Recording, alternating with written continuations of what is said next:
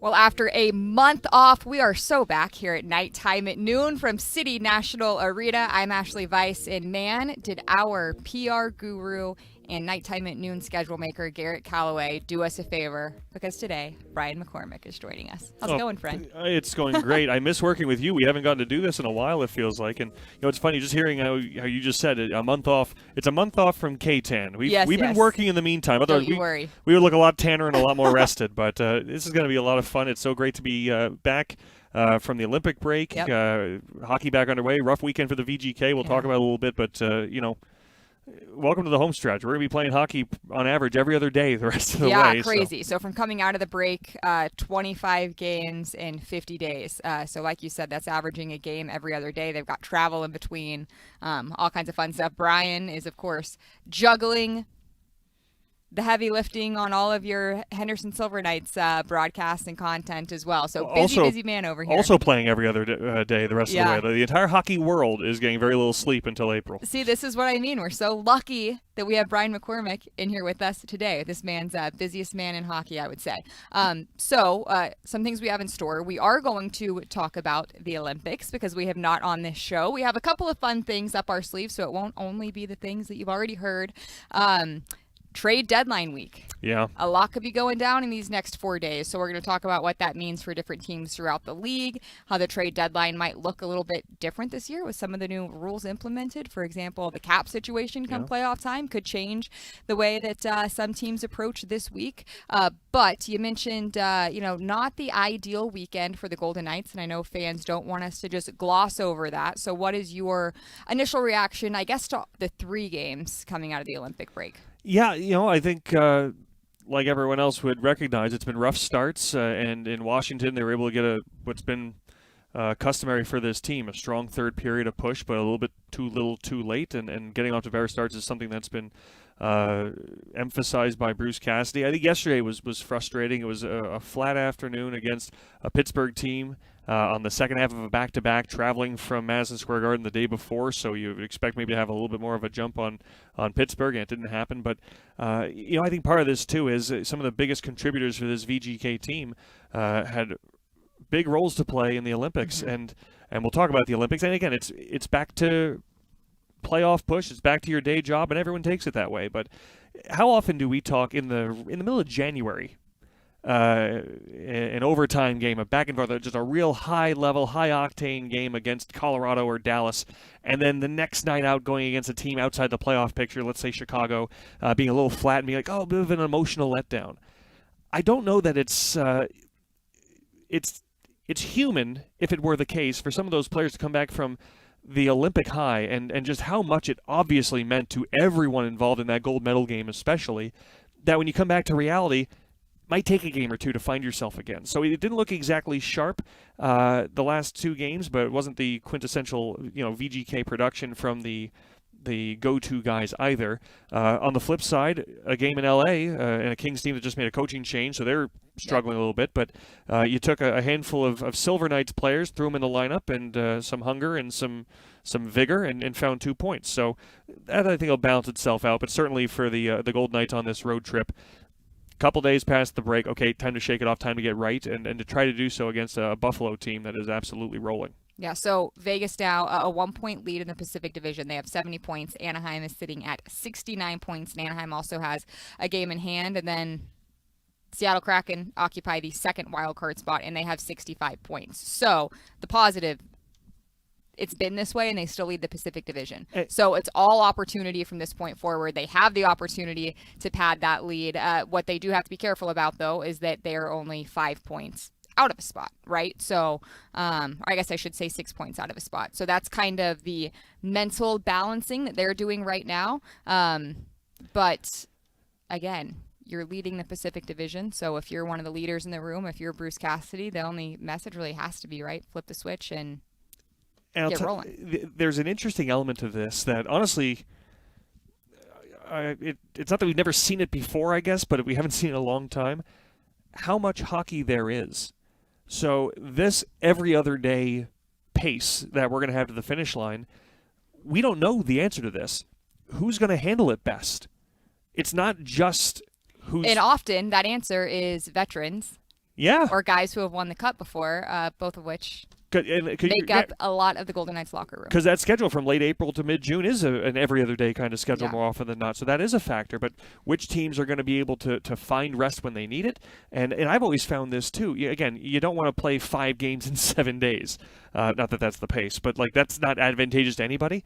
But sometimes when you win, you want to get out there again the next day and stay on it. Sometimes when you're struggling, playing the next day, it can snowball in either direction. So there is a factor of just how much volume there is condensed into a short window that across the league, and with a trade deadline on top of that, whatever changes come to the rosters, who's going to handle that best? It isn't just looking at rosters. It's also looking at, well, these teams are all going to be put through the ringer. We're going to learn who has it in them. Well, after the loss yesterday, the team made the trip to Buffalo, where they were at the arena today, and Bruce Cassidy met with the media. Let's hear what he's thinking after a little bit of time to digest. What is the biggest adjustment you'd like to see your guys make for tomorrow? Well, just a little more energy in our game. I don't think our execution offensively was there. Typically it is. And some of it, I honestly think, Jamie, is the guys that came back, they're still feeling the effects of the travel and the emotional part of the Olympics. And we had a lot of players there. And I don't like to make excuses, but I think there's still that's real.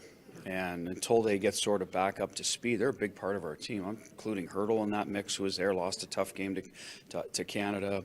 You know, Jack and Marnes, these guys we rely on, Theo and Hanny to make plays. So I think it might take a while. So the rest of the group's going to have to sort of carry the load a little bit that way too. And we did a good job in LA with that. Unfortunately, Washington, it wasn't until halfway through the game, and Pittsburgh not really at all. So let's let those guys find their game and sort of pick up the slack for them in the meantime. And some of that, definitely, if you want to get specific about Pittsburgh, was special teams, right? Our PK didn't get it done, and what has been doing a great job for us. And our power play, I think we had a couple of good looks on one of them, but not enough. We needed to get back in the game in the second period, give ourselves some life. So that's an area that hopefully we can correct tomorrow.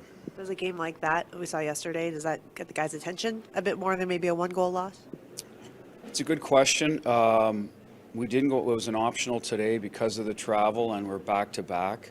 We probably needed to work on some things today, but we still need our rest. We've had sickness go through the locker room with Theo, Marner, got another player today, he's not feeling great. So, that's something you got to balance in season is, what does your team need the most? And I think today we needed to get away from the rink, to be honest, and hopefully tomorrow that turns out to be a good thing, the decision we made. So how does that affect us in the game?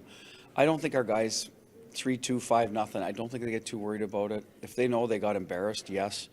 I don't think that was the case yesterday. I think they were opportunistic in their chances, and we weren't, and we needed to create more of them. But I don't think it was a game where we got the doors blown off us in any means. That's kind of the way I'm looking at it. How was Mark Stone? He'll be day-to-day, so we'll see how he is. He was in getting treatment this morning. Or this afternoon, I guess. Sorry. What do you make of Braden Bowman and sort of his trajectory? What have you been impressed with in his rookie year? His consistency, had a bit of a dip there, I want to say January, maybe a little bit. And every second night, 82 times a year is new to him. American League is a lot of weekends, junior obviously. So we knew he would go through that if he stayed with us. And he's deserved to play. I think he's been scratched maybe once or twice. Some of that is a little bit for rest. His trajectory, he reminds me of a Mark Stone type player. He's got a lot of his attributes in terms of he finds ways to make plays on the ice. He's longer than he looks, wins a lot of puck and stick battles. Good hockey IQ. He's played well with Eichel, and that's not easy to do, to keep up with a world-class player, and he's been able to do it for the most part. Pitched in on the power play. There's a lot to like there. And I'm not saying he's going to be Mark Stone, but when I get asked that question, they have similar skill sets that Mark probably had at Bo's age. You've been a coach for a long time in this league, and just curious, when you look at this year's Buffalo Sabres team in a good position now that we're into March, what do you see as kind of the biggest difference for this year's team versus previous teams? Well, I mean, I saw him a lot when I was in Boston, so the last 3 years, not as much. Their young guys have obviously taken a step. It looks like their goaltending got squared away in terms of they're getting that consistently every night. And I think their back end has always been good, and maybe they're starting to pop. I've always liked Samuelson as a player, and looks like he's having a really good year. Darlene was going to come. I saw that firsthand. Now they added Byram from Colorado, and the Power, I think, was a first overall. So when you got dynamic players back there that can move the puck and create offense for you, and you're getting saves. They've always had the forwards. It's been kind of a mix of guys going in and out, but still they've always had, I think, good forwards. And maybe the guys they added last year, some of the veteran guys, McLeod and Zucker, maybe they've had a big hand. And I can't answer that. We haven't seen them all year, but my guess is maybe they've had an impact in the locker room, and it's starting to come together. I think everyone thought it would sooner or later. It became later more than sooner, but here they are, and we better be ready to go. Paige said earlier that he's including Jack and Noah Hannafin in his ceremony pregame. The dynamics of Jack here, but just how much would it be good just to see him get a little props from this crowd? Well, it would be nice. I've said it. Listen, fans can react to it. We went through with Mitch a little bit this year, and so that's their business. Sometimes you got to move on, and maybe now's the time. He won a gold medal for his country. Probably good a time as any to give him a hand. Bruce, you mentioned energy in your game. You talk a lot about win your races, win your battles. Do you try to distill it down to that, especially early tomorrow, to try to get yourself the game in LA, we scored goals, because we won board battles and sprung our guys, and we got some good looks because of that. Yesterday, there was opportunities to make a few plays. I think in the second period on breakouts, we didn't chip pucks by. We would have had odd man rushes because their D likes to pinch. And if we take advantage of a few of those, a 2-0 game becomes 2-1, 2-2 in a hurry. Now you got life and you're in it. So we were not good enough in that area. Races, it's more the battles for me. I mean, we're a strong team. We're a big team. When we're in our board battles, we'll make the right play, and then we'll separate. Obviously, races matter, but it's the battle level for us. When we're good on the walls, we're a really good team, and we weren't yesterday. That's for sure. Generally speaking, in the NHL, is wall play kind of underrated, globally? We don't talk about it enough. Well, I don't think you can win without it in important parts of the year, because every good team tries to minimize what you can do in the middle of the ice, right? But pretty much every system is designed to take away good ice. So you have to play on the wall, outside the dots a lot. You got to get inside the dots, but to me, if you're good on the walls, that directly correlates how well you can get inside, because now you've pulled people outside, you've won the board battle, now the puck's going in, and away you go. So I think it is, and I think it's one area the average fan doesn't realize how important it is or how hard it is to win those battles. Those are 50-50 pucks, and the team more will and strength in those areas usually wins them, and the more you have it, the more you've put the other team in a bad spot too with those, if you're contesting board battles. And as I said, that usually leads to interior offense if you're good at it. Sounds like they're going to have a great atmosphere tomorrow night and recognize the Olympians. Does that potentially even help you guys too? I think so. Hopefully Jack and Andy get a boost out of it, and hopefully our Canadian guys want to stick it to them for having to hear about it again. Isn't this game been over for a while now? Can we please move on? Please. All right, that's Bruce Cassidy, sounding like Darren Millard there. He's been asking us to move on from this Team USA win for about a week now, but I still keep finding a way to bring it up. For those who are just tuning in, Bruce Cassidy did just share from Buffalo that Mark Stone is day-to-day. So I'll say this: bad news that he's injured, good news that it's day-to-day, and as of now, they're not calling it long-term. Well, especially the way he went straight down the tunnel, that certainly was a cause for concern. So that is the second best update you can get, aside from no problem. It's day-to-day is good.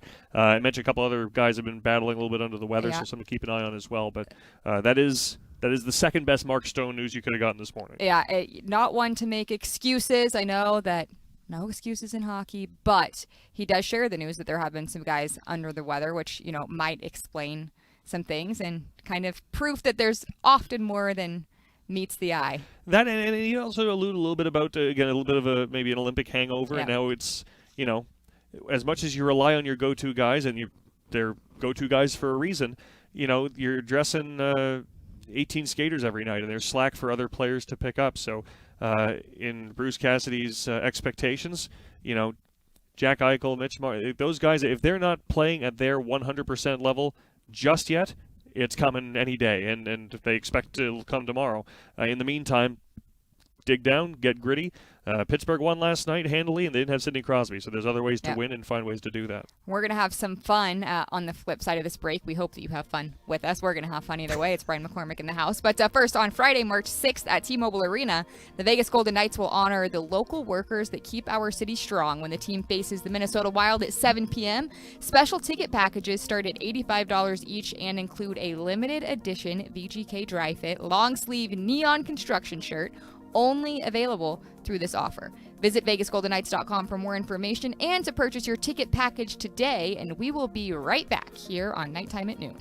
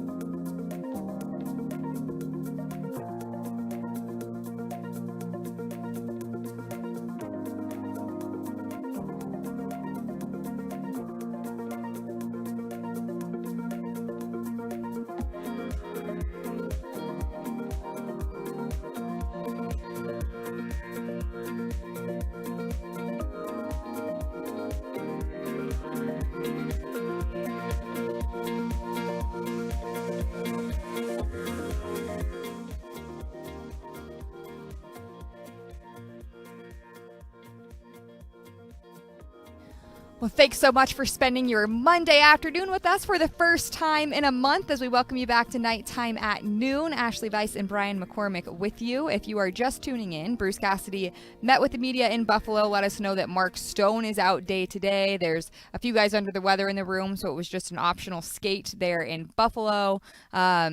He also is tired of hearing about the Team USA gold medal win. Lightheartedly, of course. Jack Eichel and Noah Hannafin expected to be recognized tomorrow in Buffalo. But, Brian, even though some of our Canadian friends are tired of hearing about this, this is our first Nighttime at Noon since the Olympics, so we have to talk about it a little bit. What did your 5 a.m. Olympic setup look like? So don't think less of me. Oh, boy. I was there for it, but we played the night before, and I had a Cosmo Kramer moment for anyone old enough to be a Seinfeld fan. I fell asleep before I could set my alarm, but my mental alarm went off at about 5:30. So I Okay. saw the second half of the first Yeah. period onward. But yeah, I was on the couch by myself, and then I went up and woke my wife up for the second period because I know she'd want to see it. I was so impressed, coast to coast across the continent, that it did not seem to. I thought like, oh, what bad break for hockey that Right. this marquee event is going to be at 5 in the morning here, and even 8 a.m. on the East isn't easy. And then you just saw lines around the block at bars all over the continent of people who were ready for this. So, I mean, I think it was actually a great proof of concept. Not that we're going to go back to 5 a.m., but, people will get up for a good game, and this was an all-timer. So It was. It was the morning start time did not get in the way. Yeah, I'm with you. So my initial reaction is hockey people are going to be up watching this. Yeah. I worried about people who don't turn a game on a Tuesday in the regular season, or maybe don't even tune into the Stanley Cup playoffs, maybe not even the Stanley Cup final. Who knows? I worried if it would, impact the ability for the game to be seen and grow the game in that way. But there was a sense of it almost adding to the pageantry of it all, that everyone had to set their alarms at 5 a.m., that it made it so much more of an event. Sometimes you think, and I guess I did more of it when I was younger, but sometimes something you really want mixed in with a little bit of hardship makes it more special. He loves the adversity of waking up at 5 a.m. Like you say, a hockey. You have a baby at home. You're waking up in the middle of the night anyways. Let's be real. I thought the mental alarm, I wouldn't have to need it. I thought he would do the work for me, but Merritt slept right through it. Yeah. So it's been, Team USA has been all over social media. They were invited to the State of the Union. Great opportunity for them. Are you a Saturday Night Live person? Not as much as I used to be, but I see the clips that come through. I did see the Hughes brothers. Hughes brothers on Saturday Night Live, as well as the women's team. So just honestly, an incredible couple of weeks for the sport here in the USA. I know that you and I can both agree that hockey is the best game in the world. So to see it on the stage that it's been and getting the attention that it's gotten, just really good. And I hope that there's a lot of parents who went out and signed their kids up for hockey for the first time. I'll tell you, actually, there were two lessons I came away with from this Olympic experience that I didn't think it's not what I thought I would learn. First of all, I think we've doubled down on something, which again, the response of the Olympic hockey and the gold medal game and how the draw that was, we need as much of this as we can get. Yeah. And last year with Four Nations, the same response. People who never talk about hockey were talking about hockey during the Four Nations and the sports punditry. Same thing here. And when you look at other sports right now that are battling the struggles of, is our regular season too long? Do we have an interest problem? Are our players motivated enough? In-season tournaments? All that stuff. Hockey doesn't have that problem. But all you heard anyone saying was, wow, these guys care. Like, there was no competitiveness problem. This was it's the Olympics. Yeah. But it's a 2-week tournament.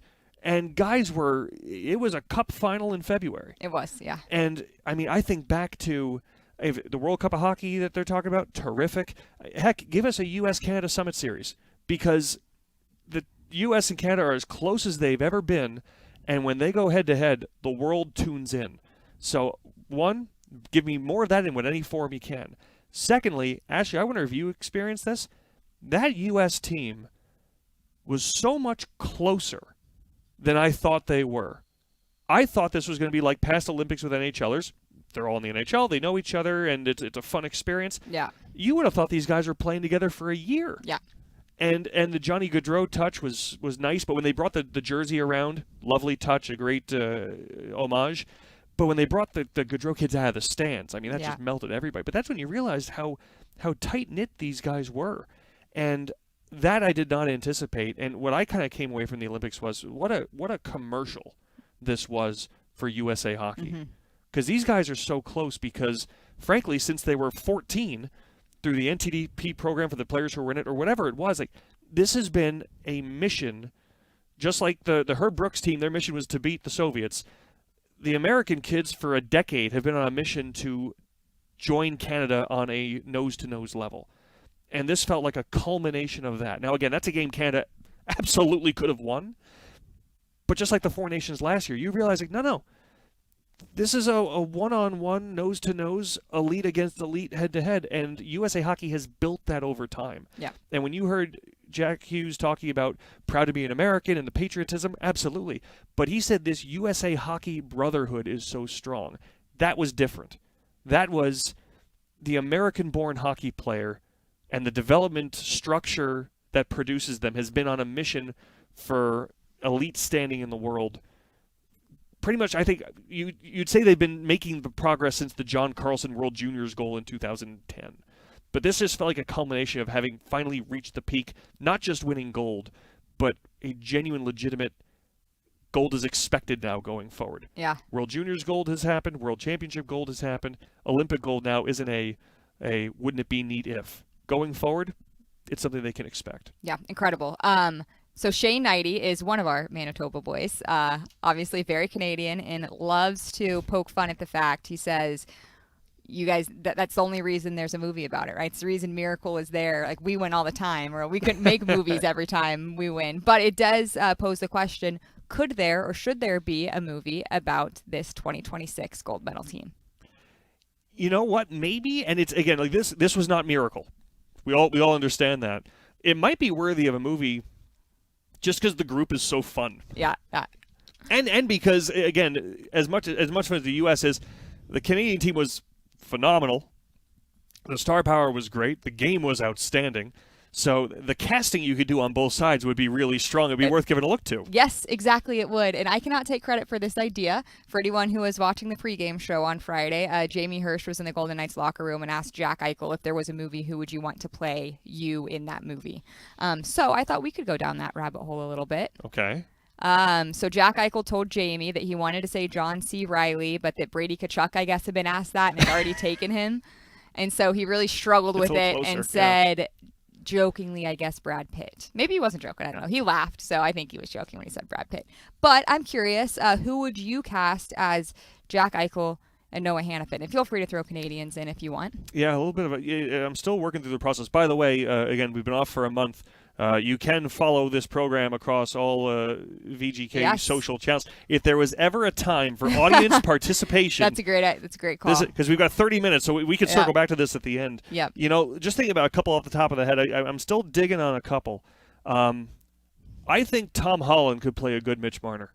Yep. I think that's a fit. Okay. A little bit.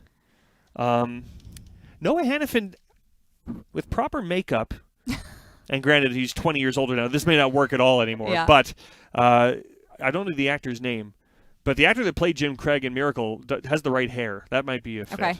So I'm a chicken. I don't know. I went to AI for this. I looked at ChatGPT and Gemini just because I was like, I don't know. I don't want to throw out a bad suggestion. Hollywood casting directors, AI's coming for your job. Why not? So Gemini, the first option it gives for Jack Eichel is Austin Butler, which I would not have been on my bingo card. No. But the reason it says Austin Butler, he has the height and the ability to play intense but cool. So Jack, I don't know if you're paying Gemini, but they called you intense but cool. Yeah. I'm just kidding. Jack Eichel is very cool. Type your own name in there. They're giving out compliments. That's good. And then for Noah Hannafin, let's see who we got. I apologize. I had to screenshot these things. Glenn Powell was the first suggestion. It said, this is almost too perfect. Powell has that high energy, golden boy charisma. I wonder if they thought golden boy. I wonder if wordplay. that was an intentional pun, or if they're just talking about Noah Hannafin's the tags aura. in the word search. I don't know. Yeah. It said he can play the confident, smooth skating defenseman who stays calm under pressure.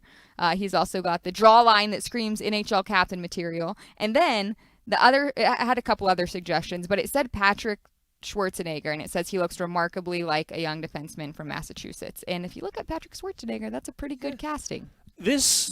Whatever you typed in, this is writing dating profiles. Like, we should all put our name into this thing. I'll tell you, there's another direction we can go with this that occurred to me. Oh, God. Broadcasters? No, it's safe. No. That's it. I don't want the answer to that question. This was a couple of years ago, like a Twitter trend that went around, and it was pick a movie to be cast entirely with Muppets with one human actor. Oh, gosh. So kind of like, Muppet Treasure Island is all the Muppets and Tim Curry, or Christmas Carol is Michael Caine. And I always thought Miracle would be the perfect one. You have Kurt Russell and a bunch of Muppets. We could do that here, too. And, again, we're either picking one of the players to stay themselves, or we're doing a bunch of Muppets, and then what actor would play Mike Sullivan? Maybe like Benedict Cumberbatch or someone like that, maybe. But that is another direction we can go to take a lot of heat off of ourselves. That's to just true. Muppet it up. Hey, I have no heat. Take it up with the internet. Take it up with AI. Yeah, that's right. Pressure's on AI. But, I mean, now we just have to figure out which U.S. hockey player is Kermit, who's Gonzo, who's Animal. It's a much briefer conversation. Anyways, I told you guys we were going to have some fun. I don't know if you're having fun, but we sure are on this side. We're going to get down to a business a little bit, kind of. We're still going to have fun. But talking about this upcoming trade deadline, because it is a busy week around the NHL. But first, have you ever wanted to own a piece of Golden Knights history? Because VGK Authentics is the official channel for game-used items coming off the ice. From game-used pucks to game-worn jerseys and everything in between, owning something from your favorite Golden Knights player has never been so easy. Shop VGK Authentics on VegasTeamStore.com, at the Arsenal at City National Arena, and at the VGK Authentics kiosks behind Section 10 at T-Mobile Arena during the games. And we'll be right back here on Nighttime at Noon.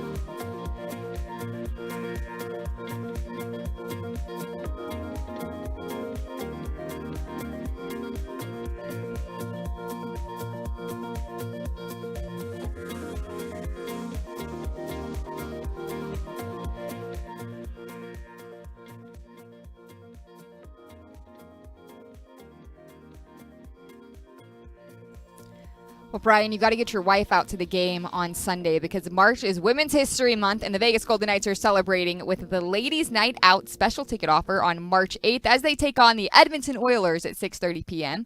Ticket packages start at $90, and any fan who purchases through the dedicated link is qualified for the limited edition VGK Women's History screen print jersey. Visit VegasGoldenKnights.com today to access this special offer or learn more information. That is going to be an important game as they face the Edmonton Oilers. The way the Pacific Division standings are shaken out, currently Edmonton is 4 points back of the Golden Knights, but Vegas does have one game in hand still. And we also return to a nice text from Darren Millard to let us know that he is all in on the Muppet casting. So I don't know when Brian and Darren have their next nighttime at noon together, but buckle up, folks, because I think that those two would be better at that. The entire script will be written by the time that day comes. Yeah. Darren always has the ideas, so I'm sure he already has it all in his head. Trade deadline week. It's here.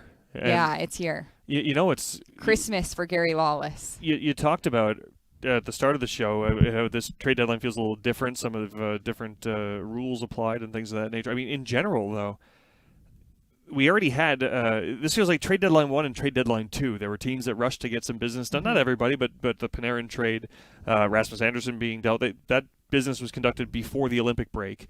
And I almost feel like it's kind of overshadowed it for all of us that we got back from the Olympics and we're getting back into ordinary time. Right. And you turn around, it's like, hey, deadline's this weekend. Like, I feel like usually we've got a lot more drummed up by now, and it snuck up on me a little bit. Yeah, and it's one of those weeks that you have to be very careful for anyone who's on X looking at this news. You got to really check those handles to make sure that there's no funky letters in there. Frank Cervalli, big news. Yeah. So I guess part of the reason, too, is there's kind of been so far just like some mixed signals from some people. Like I've heard that Ryan O'Reilly might be a piece for Nashville to move, but then I've also heard he's told Nashville that he wants to be there if they are to make a playoff run.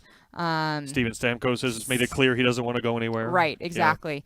Yeah. I guess, is there a team that you're circling that you expect to make the biggest splash? Again, you mentioned the Panarin news was, I mean, that's probably going to end up being the biggest news in season, right?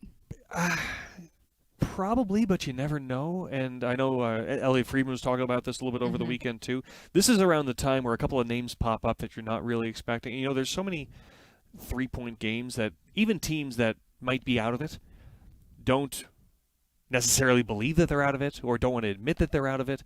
I remember last year you and I were behind this desk for something, having the same conversation last spring, and I was like, boy, doesn't St. Louis feel like they should be offloading? And all season, yep, we've heard that St. Louis is ready to sell, and I don't even want to say not much. Almost nothing has come of it. No. Texier. And last year they were right to stand pat because they made a run and they got in. But this time it feels like they're a little more different. Yeah. So what do you think they do? Do you think they sell off right here? I think they can. And again, this is Doug Armstrong is wrapping up business, but before he hands over the reins, you want to make sure you've got the whatever they think they're going into, a retool moving in the right direction. But they have pieces that teams would want. We've heard Robert Thomas's name is. I was going to say, do you think Robert Thomas is? Do you think he gets dealt? I think he can. And one of the reasons is, when we just talk about how the market is kind of shifting away from just the presumptions and the obvious, the center market didn't look light.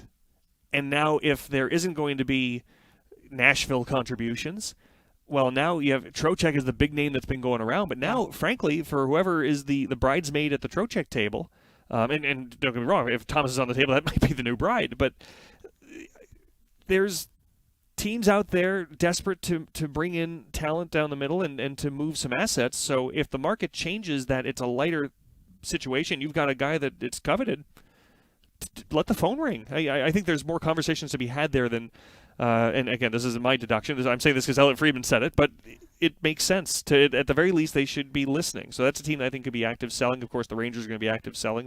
There are a couple of teams with assets to move that are going to be willing to listen to bids. Dallas has had a strong season. They have made it official that Tyler Seguin will miss the rest of it, though. Yeah. You wonder if they add a piece. I think they do. I'll tell you, the interesting thing is, and as ridiculously, insanely good as Colorado was to start the year, like at this time, they slowed down in January. No one's perfect, and the way that things line up right now, look at the Central. Colorado 87 points, Dallas 81 points, Minnesota 80 points. One of those three is getting knocked out in the first round. Yeah, it's crazy. However that toggles. So those three teams all have to be aggressive to survive a first round wherever it lands. So I think all three are going to be looking to add a big piece. Again, the question is how many big pieces are still out there. Right. And And Vincent Trocheck, again, being one of those pieces, has already made it pretty clear. He doesn't have complete control, but he'd like to stay as far east as he can. But all three of those teams should be looking to add, because two of the three are going to have an onslaught in round one. That Central Division's crazy. Just for those, I know we talked about it early in the year, but for those, we have the standings pulled up right in front of us. Both of us do. Colorado has 87 points. Dallas has 81 points. Minnesota has 80 points. This is my biggest argument, and I felt this way for a while. I'm not crusading against it. I missed the 1 versus 8, 2 versus 7. I'd like to go back to that. My argument has always been that gives me a reason to care more what more teams are doing than being more divisional focused as them in that wild card situation. But this is one for me. Now, again, I don't have it 1 through 8 in front of me. It might not even change anything at that point. No, it's just crazy to think that either Dallas or Minnesota, well, if it were to stay just like this, either Dallas or Minnesota is out round 1 with the kind of season. We all want to see teams like that go a little bit deeper, and it is what it is. But it is, I'm just saying, it's the argument. It's an argument for that conversation. But the Central is an onslaught, and I'll tell you what, again. 6-point lead for the Avalanche over Dallas, 7 points over Minnesota. They have games in hand on both of those teams. Again, it's not just gearing up for that first round. If you think you can catch Colorado, try to, because that might be what helps you escape a first-round death sentence. What do you predict will happen with the Kings now as Artemi Panarin gets more comfortable, but they have also made a coaching change as well, as Jim Hiller was relieved from his duties yesterday and DJ Smith has taken over. Right, and so it's an interim. I think they might have called it interim, but they're staying with someone in-house with Smith on the bench, so they're not doing anything radical right now. It's kind of interesting when you look at some of the frustrations for the Kings right now, trying to find themselves. They're certainly in a better position. They're 3 points out of a playoff spot than the Rangers are. It's not quite the same, but if you look at, the Kings right now kind of feel like what the Rangers felt like last year. Did Panarin move from Rangers East to Rangers West? I don't know. That's there's a lot to determine there, but it is a team that needs to get up and go. And if you make a change like they're making right now after bringing Panarin in, they can't be done. They can't be done, because right now that's a team that needs a shot in the arm, and clearly their chips are in the middle of the table, trying to make the most of the last year of Anze Kopitar and a roster that Drew Doughty. It's an old, aging roster, so there's got to be more work for them to do, and again, they're also probably looking for more help down the middle. You keep yourself very busy with Henderson Silver Knights, but how do you spend the trade deadline day? I won't even say day. It really, like, the day before is when things really start to ramp up. Of course, anything could happen at any time. But how do you spend the days? Are you glued to your phone? Are you glued to the computer? Yeah, phone, computer, TV. Actually, technology has advanced. I remember I used to be the kid. This is the early days of Twitter, that I would have Twitter on, and I'd have Sirius XM on the radio, and I'd have, at that time, I didn't have NHL Network, so I don't know. ESPN, I guess, would have been on the TV, and I'd just be refreshing the TSN and the trade rumor like every 5 minutes. That's what I used to do. I'm no different now, except that it's an easier search, I suppose. I'm trade deadline day and July 1st is my same MO. The only beauty is that on July 1st, they have to wait for July 1st to do anything. Yeah. Trade deadline, to our point, the Panarin trade has already happened. The Quinn Hughes trade has already happened. The Rasmus Anderson trade has already happened. You're right. I meant you mentioned Panarin. Quinn Hughes is probably going to be the biggest move of the season. And they're all done. But it still feels like there's a lot of business to do. I just feel like maybe it's a little more creative and Nazem Kadri, if he moves, can make a big difference for somebody. There's difference makers out there, absolutely.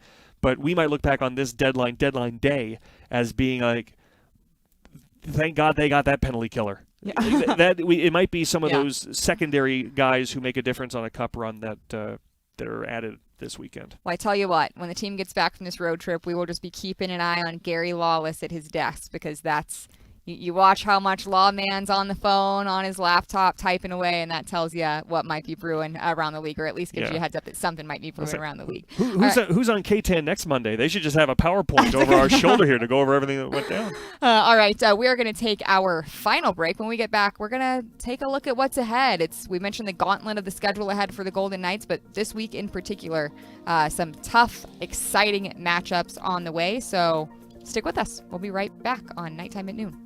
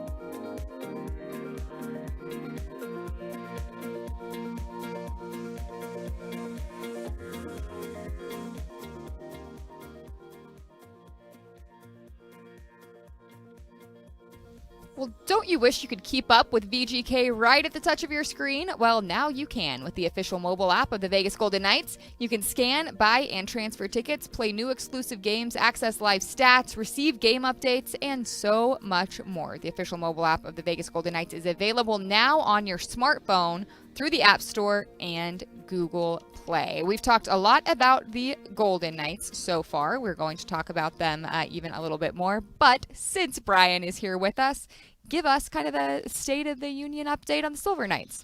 Well, it's been a phenomenal stretch out of the All-Star break for the Silver Knights. They've gone 5-1-1 out of the All-Star break. They lost in a shootout to Colorado last night, who has the best winning percentage in the Pacific. So for a Silver Knights team that was a little slumping coming into the All-Star break, it's a team that hasn't really had its full group for most of the year since November. Either players called up, Tanner Lazinski's been up a bunch, Carl Lindbaum up and then injured for a bit. So it's been a while since they've felt complete.